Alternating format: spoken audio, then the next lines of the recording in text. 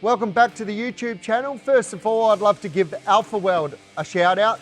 They're the sponsors of our YouTube video today.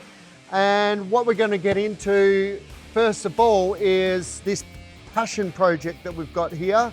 I'm really excited to be working on this STARK VARG with the customer that's brought this into us.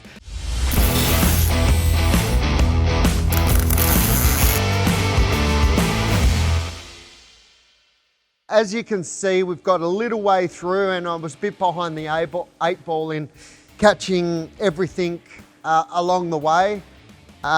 We just started getting into it and we were just really enjoying what we were doing and forgot to video a lot of the work along the way, but we'll make a very big effort to capture some of the work that goes on from here.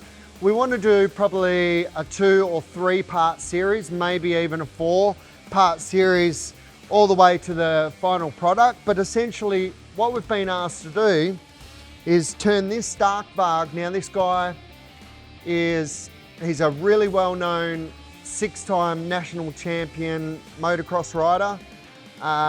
He's been around the game for a long time and he's getting into stunt videography. So he's gone out and he's purchased this STARK VARG, but he obviously wants to ride this around on the weekends as well for a bit of fun. But essentially he's getting right into his stunt videography. So he's basically come to us and asked us if we're, happy to take on the challenge of setting this bike up for him for the stunt videography. And he's just such a nice guy. A lot of the times it's hard to take on this work because we don't always get paid for the hours that we put into it as much as we'd love to.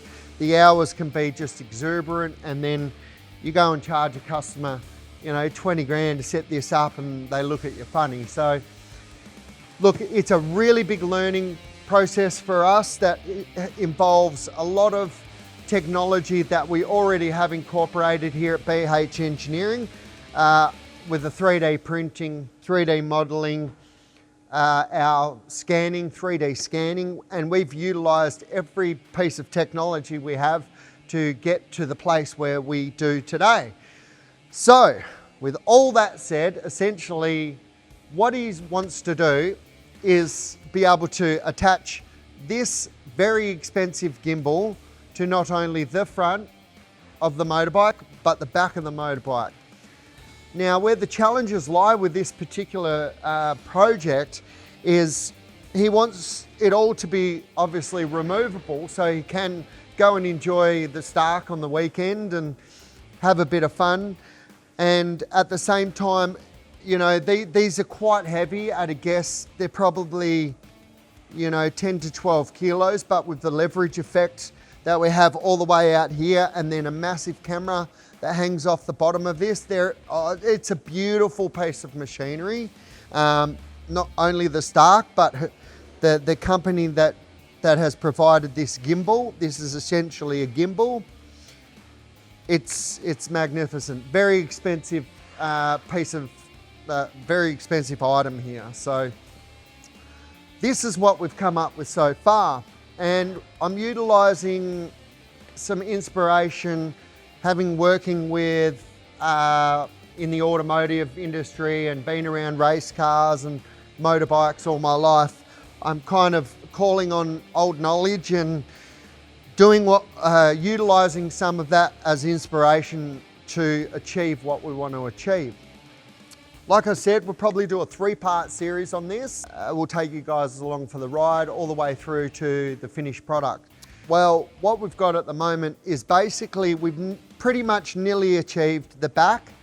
We're waiting for a couple of extra components to put extra bracing into the side of what we've already got here. It's all out of aluminium, so it's very lightweight. It's just a standard extruded grade aluminium, but we've had to do a lot of little machining components to make everything work, and we're trying not to we're trying not to modify any of the original configuration of the bike or weld onto the frame too much. We have welded some little blocks into the frame in here, some 6061 billet aluminium blocks in the frame here to pick up more rose joints. So the next sort of part of the project, as you know, Ahmed panned in and showed you these little aluminium blocks. We also have aluminium end plugs. If you come down here, you can see we've welded them into the aluminium tubing, and then we can put obviously our rod ends and also our half nuts or our locking nuts, and then that gives us the ability to take any tension or add some tension to this if we want to, you know, support the back of the main tube a little bit more with a little bit of tension. We can just adjust those, pull them up and make it suitable for the feel of what's going on once all the cameras on here. So there is some adjustability there. At the moment, this all removes very, very easily. Currently, we've got 1, 2, 3 attachment points. If we have a look underneath the mudguard here, we've pressed up and we 3D scanned this, and I'll also get Ahmed to put a little video of the 3D scan of that. And we've got this fitting absolutely perfectly. We didn't just go straight out and, you know, press that 8mm plate up. We actually did do some 3D printing to check the design so that we could move on from there. I was very tentative to rely on just the one bolt underneath, hence why we made up the blocks, and I've welded them into the original frame. They all look part of the bike. So there's been very minimal modifications to the actual bike and the plastics, the frame. There's been very, very minimal modifications to get where we need to be at this stage. From here, like I said, we've got, this is just an example of the tube, but we've got a couple of new plug-ins coming that we've got to weld into the tube, and essentially there'll be a triangulated tube that goes from this point, rod end, those little billet pieces that we've welded into the frame, that'll go up to here, and that'll triangulate the whole back of this, and it'll be super strong. Well, that's the hope and the plan. I guess we won't know until it starts getting ridden, really. So yeah, you know, with this stuff, it's a lot of this. There's a lot of little hours, that go into this for all the little pieces, designing the billet ends. You know, and we haven't even got to the front of the bike. We are waiting for some CNC billet material to come all the way from America, and that is the next piece there that we've also 3D scanned. Like, it's such a nice bike. I didn't want to lose, you know, I didn't want to have things, just plates hanging off here, there and everywhere, and it looked unprofessional. We've tried to keep with the lines of the bike.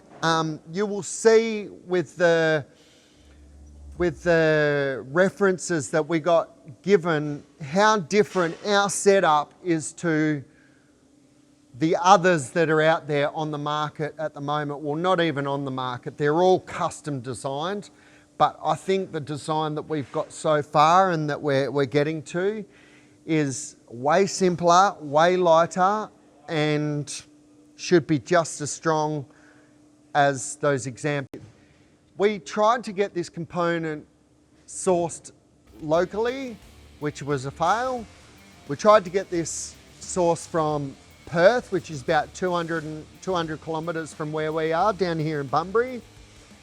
The prices that we were getting back to get this done out of billet aluminium here in Australia, like, I think, what was the biggest price, Ahmed, was like $3,500 for this component. And, you know, over in America, we had quotes for just the material as a mass production run, mind you. It was $90, and then there was wasn't it, like 3.5 hours of CNC machine time?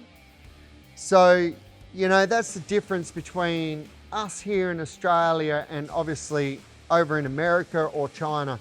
I don't like have to go out of the country for stuff, but unfortunately on this instance, we've had to do that to make this project somewhat viable. So that's where we're at with that.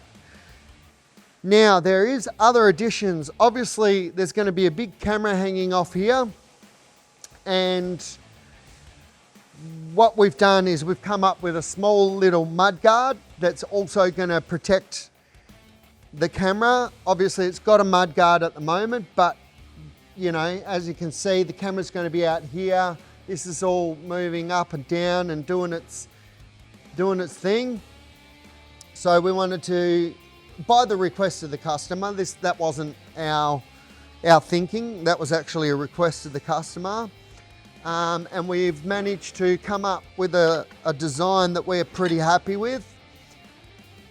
Now these are going to pick up off of the original axle bolt place, the axle bolt mounts, essentially. I mean, these Starks are a little bit different to your old conventional setups, you know, your YZs and your RMs and your RMFs and your YZFs and all that stuff. These sort of have a, you know, the same sort of axle, but it's actually threaded on the inside of the axle tube.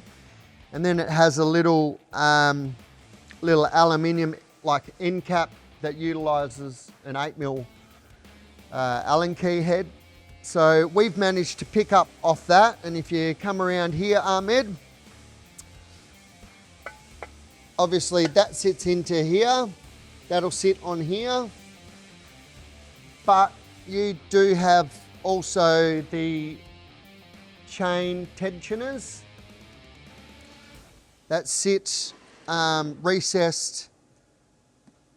This one's for this side, and this sits recessed like that. That's the chain tensioner. This sits on top of it, and then on the back here you'll see now, because we were like, oh, we can't just have a single fixed point because it's going to oscillate and it's going to turn. So on the back we've obviously 3D scanned this little component, and then we've done a billet CNC piece of aluminium on the back that's all countersunk mounted from this side. And then as you can see, those two marry up beautifully. That slips inside there, and that'll stop this from moving up and down and oscillating. So yeah, really proud of what we've come up with so far, and the customer seems to be really happy. So we'll have to just wait and see. We're getting the axle threaded on the inside at the moment, and another cap to go in this side, because this side's fixed and the other side has the cap. And then that all attaches to this little mudguard, which sits nice, clears the chain and everything, and then sits there like that and protects obviously the very expensive camera that hangs off the end of this gimbal. Stops that from getting rocks and bits of wood thrown at it. So yeah, it's a cool little project, and we're really happy with where it's at. We'd like it to be moving a bit faster than it is, but unfortunately we've had to outsource quite a few little components to make it a nice professionally finished job for the customer. So stick with us. I want to bring, like I said, 3 or 4 parts to this little project, and I know we've been a little bit slack on the YouTube lately. We've just been so flat out. We've got new video editors on board. Everything's looking up and going really great. So we're really happy and really excited to bring you guys more content in the future. And we're going to hit it pretty hard. So stick with us. Make sure you like, share and subscribe and get it out to your friends, especially in the local community. But yeah, cool little project, guys. Hope you enjoy the video and we'll see you on the next one.